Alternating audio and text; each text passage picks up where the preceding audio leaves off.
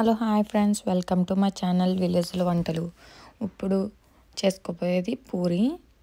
మీరు చేసే ప్రతి పూరి పొంగాలంటే నేను చెప్పిన టిప్స్ పాటిస్తే సరిపోతుంది.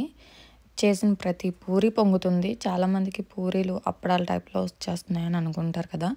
నేను చెప్పినట్టు ఫాలో అవ్వండి, ప్రతి పూరి అలా పొంగుతూనే వస్తుంది. ఫస్ట్ మీరు ఒక ప్లేట్ తీసుకొని అందులో ఒక కప్పు గోధుమ పిండి వేసుకోవాలి, అలాగే సాల్ట్ వేసుకోవాలి.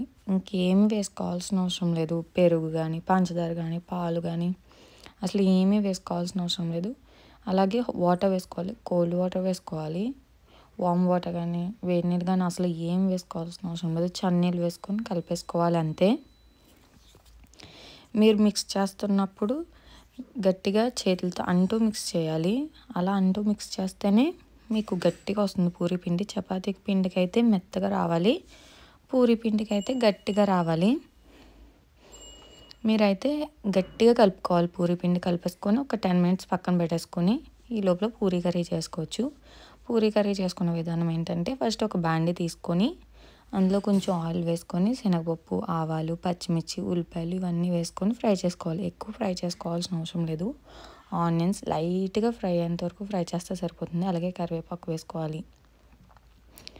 మీరు అల్లం వేసుకోవచ్చు, పొటాటో వేసుకోవచ్చు, ఇవన్నీ వేసుకోవచ్చు. నేనైతే సింపుల్గా చేస్తున్నాను, అందుకనే ఏం వేసుకోలేదు. అలాగే కొంచెం పసుపు వేసుకోవాలి. ఇవన్నీ వేసుకొని ఫ్రై చేసుకోవాలి. అలాగే మీ ఇష్టం, ఇది పచ్చి బఠానీ ఉంటే వేసుకోవచ్చు, ఎండు బఠానీ వేసుకోవచ్చు, నానబెట్టి వేసుకోవాలి. అవైతే పచ్చి బఠానీ అయితే వెంటనే వేసుకోవచ్చు. ఈ ఫ్రోజన్ కాబట్టి నేను వెంటనే వేసుకుంటున్నాను.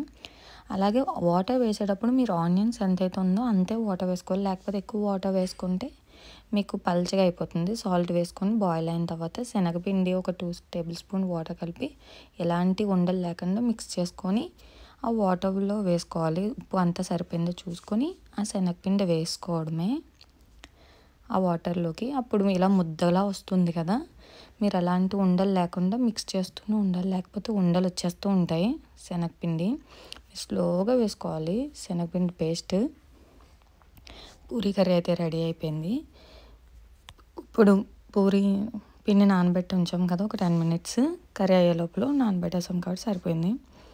ముందు మీరు ఆ ముద్దను తీసుకొని ఇలా పొడవుగా చేసుకొని ఒక ఈవెన్ సైజులో రావడానికి ఇదంతా చేసుకున్న తర్వాత, అలా పొడవుగా చేసుకున్న తర్వాత ఒక నైఫ్ తీసుకొని మీకు 1 ఇంచ్ కావాలంటే 1 ఇంచ్, 1/2 ఇంచ్ అలా కట్ చేసుకోవాలి.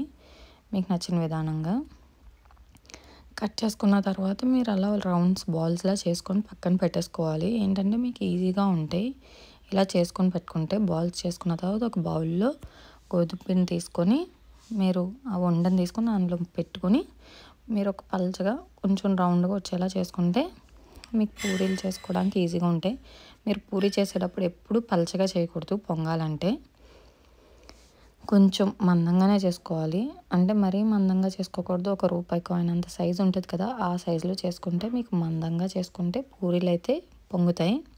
మీరైతే ఇలాగ ఎలా పడితే పల్చగా చేసేస్తే అస్సలు పూరీలు అయితే పొంగవు. అలాగే ఇవన్నీ ఆ పిండితో అన్ని పూరీలు అలా చేసుకొని పెట్టేసుకోవడమే. ఈ లోపల ఆయిల్ అయితే ఒక బాండీలో ఆయిల్ అయితే వేసుకొని ఆయిల్ వేడి చేసుకున్నాను.